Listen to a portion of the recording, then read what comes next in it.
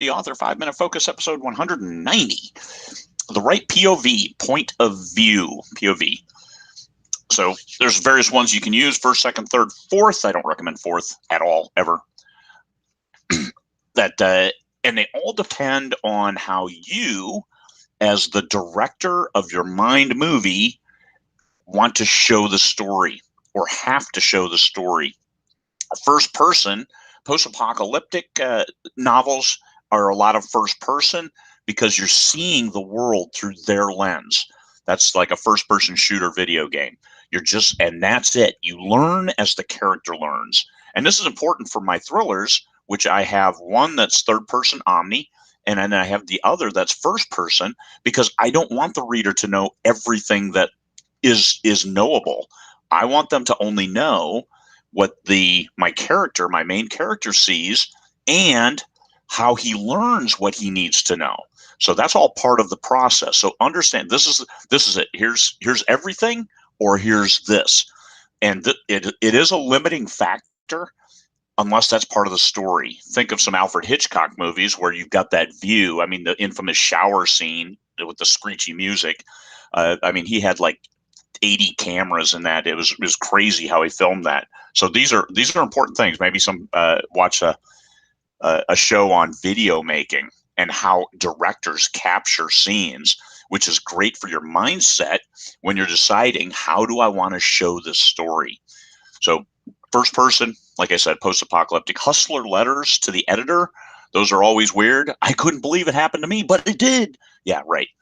It's third person. Almost all genres use third person Omni, which is just you always know what's going on everywhere. You know what's in characters' heads. And there is some head hopping because you might focus on one character, show what she is thinking, and then the various things going on and the weathers and some other stuff that's on the outside that the character isn't necessarily looking at, but is important to know that you're shaping the scene. And then some other characters might have a view that you want to bring into it, and you can do that head hop over there with a scene change and say, hey, show it from this point of view.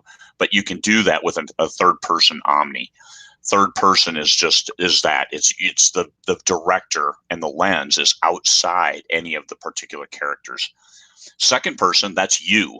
That's when you're using the you form, and that's a lot of nonfiction, self-help, particularly because here's what you need to do. So it's a you kind of thing. Fourth person, that's a Monty Python sketch. Like, oh, my sister's my sister's friend's little brother thought about this. It's just a person out here, somebody else. It's third-hand information, second-hand information. It's people throw it out in dialogue, but yeah, don't try to write a whole book that way. It would be annoying as hell. Present and past, present tense. There are a lot of stories out there nowadays that are present tense. He says this, and it's really weird reading it because it's a book, and everything that happened in that book has already happened. So it's hard to get your head around present tense. But once again, as the director, you're walking through this presently. So I can see how that could work. There are some genres where it does work, but most it does not. It's a challenge to get it right. I do anthologies, and some of the short stories people submit are in first person present, and it's off-putting. It's such a jerk away from what you're used to reading. But if you can pull it off, works cool. It's walking the person right there. They're right there with you, arm in arm, walking through the story.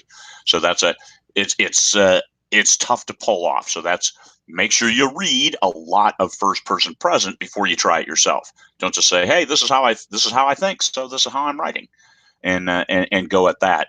No, see how successful people are pulling it off, and look at that. Past tense, everything happened in the past. 2 minutes ago, hey, that's past. You can say it happened. And this is most stories are that way because here's the book. Everything has already happened. It's the book. It's over. You go right to the last page, see what happened. So it's a different way to look at it. It's easier to write. It's very, very common. You're not going to take a reader into a journey through something that they're not used to. And reader experience, I find I can write first person present. I can write first person past. I can write third person past. I like third person past. I will always slip into that. I had to rewrite the first chapter of my third book in my Ian Bragg thriller series because I wrote it in third person past, and that's my first person series. I only have two series that are first person, and but they're both past. All of my stuff is past, just because that's how I'm thinking. I've already seen the scene, so it's hard for me to go back and make believe like I'm going through it the first time. So that's just my foible. Anyway, that's points of view. Know your genre. Once again, I always go back to the genre. What are the reader expectations? I mean, if you have to write first person present, fine. Just understand there are some limitations with that, and then read people who are successful in that genre to see what they're doing and make sure that you can kind of wicker yours to work with what's successful. All right, everybody. Peace, Wilhelm.